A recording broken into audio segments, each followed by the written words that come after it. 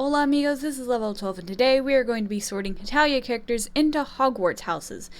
See, we got all of them. We got Gryffindor and Hufflepuff and Ravenclaw and Slytherin.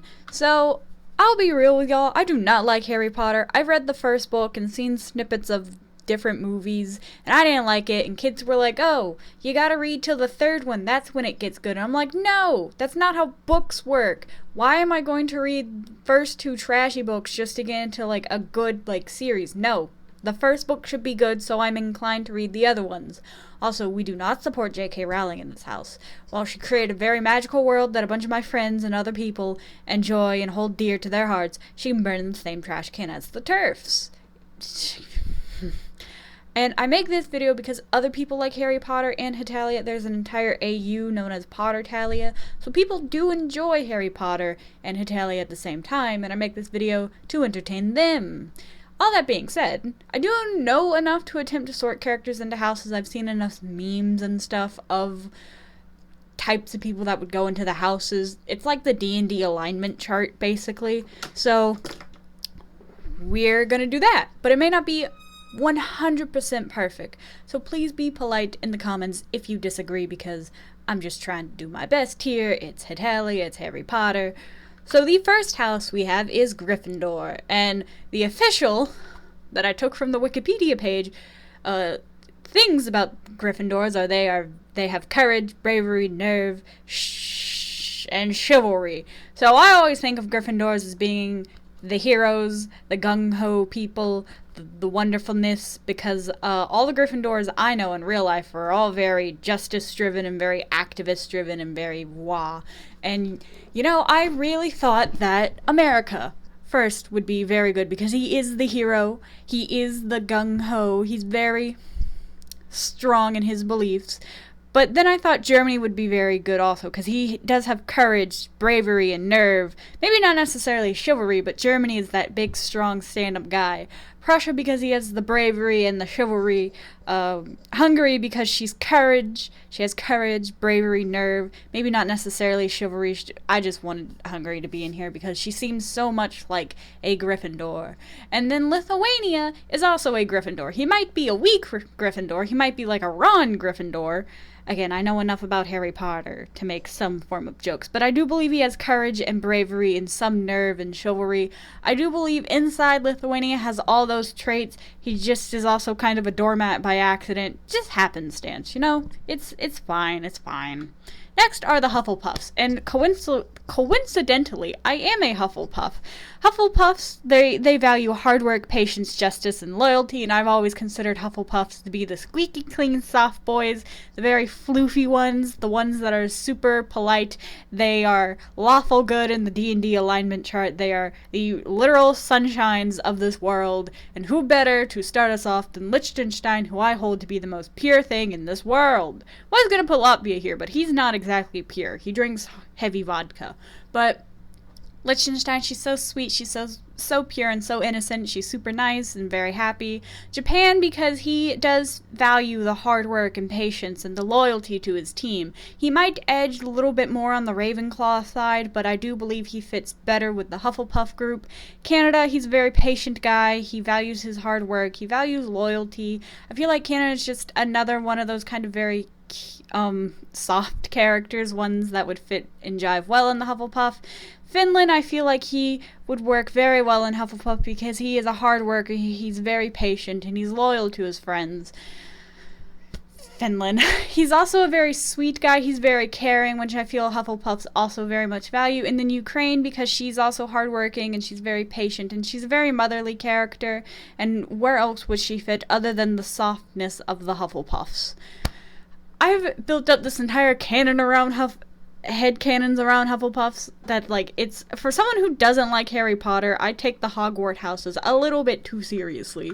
Next are the Ravenclaws, which I feel like is the least explored Hogwarts house in all of Harry Potter. Just saying. According to Wikipedia, they value intelligence, creativity, learning, and wit. And who else? Who's smarter? My boy Estonia. No one. That's who. So Estonia is a Ravenclaw is because he's very intelligent. He likes to learn. He has wit. He's not that creative in my opinion, but he's a Ravenclaw. Ravenclaws to me are the kind of cynics, but they're not necessarily as horrible as Slytherin. They're kind of the intellectual highbrow, if you will. Just from what I've heard of Ravenclaws. And I feel like Estonia is the highbrow we get right there. Next is Austria, because he's obviously that aristocrat. He's intelligent, he's creative, he may or may not be witty, learning is questionable, but he is that highbrow that I'm looking for. Next is Switzerland, because he is creative in my opinion. He's very witty, he's the kind of cynic I imagine as the forefront of the Ravenclaws. Next is Vietnam, who I believe she's also very creative, very witty, because she's done a lot of battles, and like her character is based off strong Vietnamese women, and I feel like they would fit most with the Ravenclaw's cynics of intelligence and creativity and learning and wit. And then Kogel because I do believe he's quite intelligent, he's quite creative, and he probably loves to learn because he's a good artist. He also fits into that highbrow society that we were talking about. Again, too much headcanon for something I don't like, let's be real here. And then finally we have the Slytherins, who they value ambition, cunning, leadership, and resourcefulness, and it's added at the end, and they would do whatever it takes to get what they want. And I've always imagined Slytherin as the chaotic good, evil, chaotic, some like that, some on the chaotic and the evil side of the D&D alignment chart. They're the bad guys, such as Draco Malfoy? Was that the bad guy in the Harry Potter things? I don't know. They're the annoying evil ones that may also fall into the highbrow society.